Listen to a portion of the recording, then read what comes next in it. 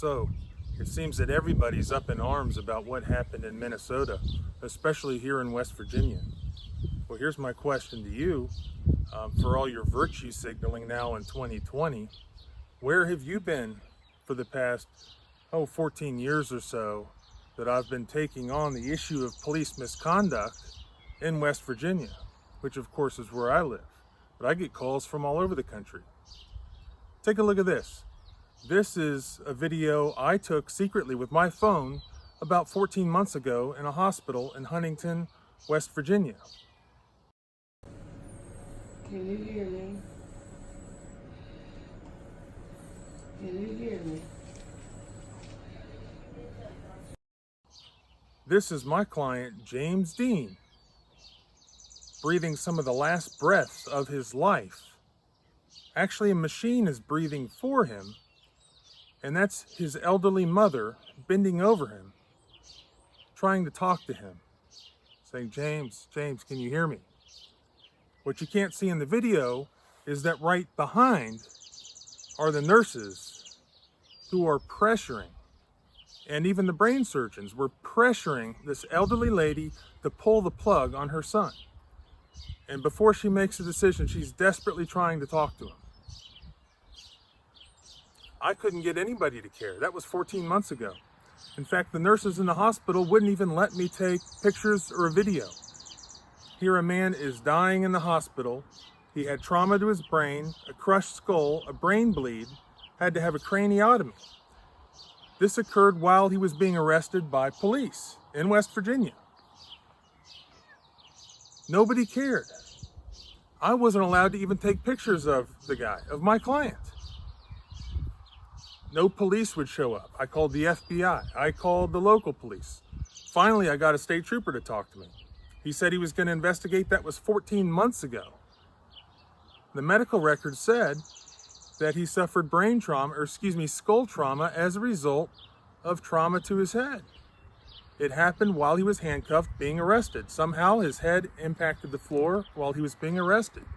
Police brought him to the hospital. It was all fun and games until he went unconscious, and all of a sudden he wasn't in custody anymore. Police leave. Next day, the brain surgeon finds a telephone number for his elderly mother and calls and says, I think I just operated on your son. I just performed a craniotomy. And she says, no, that can't be.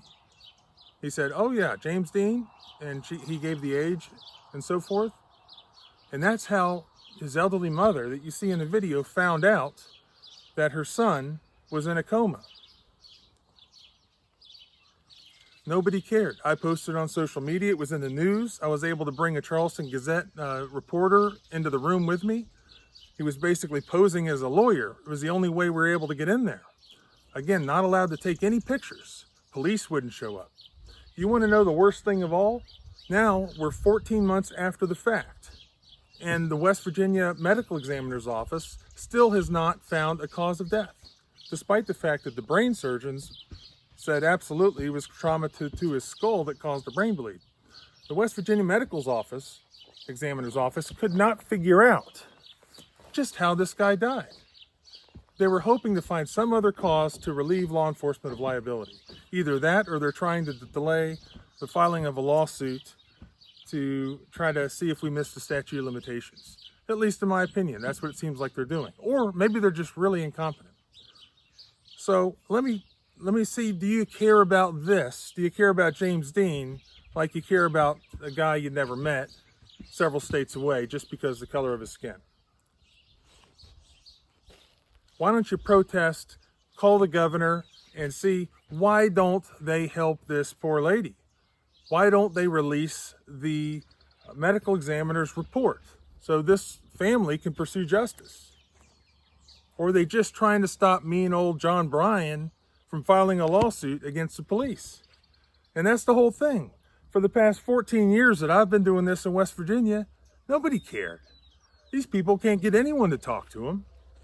They can't get a lawyer to talk to them. They can't get the police to talk to them. You can't get an independent investigation in West Virginia. You want to fix a problem? I can fix it tomorrow. If you really want to fix it, you appoint some sort of government overseer, some sort of agency within the state that's unbiased and unconnected to investigate these claims. You can't allow someone to investigate themselves. That's ridiculous. You see, with the military, we have civilians running it. We have a civilian Secretary of Defense. We have a civilian president. They are in control of the military by design with our Constitution. We didn't allow for a military to be in charge of itself. But yet we do the same thing with police. For instance, in West Virginia, the West Virginia State Police refer to themselves as a paramilitary organization. They assign rank and so forth, and that's fine. But they're also the ones that investigate themselves. Have I ever seen so far in my career an actual unbiased independent investigation? I don't recall that I have. And that's just the state police. I mean, you have all these smaller agencies, the county sheriff's departments and municipalities. I mean, they don't have any mechanism for some sort of internal review. Yeah, we reviewed it. I mean, that's it. That's pretty much all there is. I mean, you don't really care about stopping, police abuse of power, police misconduct, if you don't want an unbiased, independent investigation. I mean, why hasn't anyone proposed that? I mean, that is literally the one thing that's going to stop this. It's like lawyers. Sure, there's bad lawyers, just like there's bad cops and bad doctors. But you know what? When doctors screw up, when lawyers screw up, always hanging over their head is that disciplinary committee. And in our case, the Office of Disciplinary Counsel and the West Virginia Supreme Court that can discipline us, that can disbar us, suspend us, that can take action. And they review every complaint, every stupid little complaint they will review. And they do. But you don't have that mechanism for an entire profession that has the ability to kill you. And lawyers generally are not allowed to do that. Doctors may do that. Lawyers can't do that. So we have an entire a culture of lack of accountability, and not just here. I mean, it's way worse elsewhere. West Virginia is one of the reasons I came here is because, unlike where I grew up, you don't get harassed by police generally. I mean, you just don't. There's not enough of them. I mean, where I grew up, hell, they're looking for something to do. Or they were when I was young. When I went to college, the campus police riding around on the bicycles in the short shorts. I mean, they were looking to raid a fraternity house with their silenced MP5s and their SWAT team uniforms. They had nothing else to do. I actually watched them give a DUI to a friend of mine as we were on our way home from the library. He said, let me blow. They said, no, we'll take you to the station. Eventually, after they arrested him, he blew a 0.00. The funny thing is this kid was the son of the head of, I think it was the DEA, or maybe it was a Border Patrol. I don't know. But I mean, it was seeing stuff like that brought me into what I do. And so after, 14 years of this here, and after working at the Department of Justice during the Bush administration, that's another thing. Say, when I was there, 2004, George Bush came out today and he wanted to criticize us as a country. Well, you know what?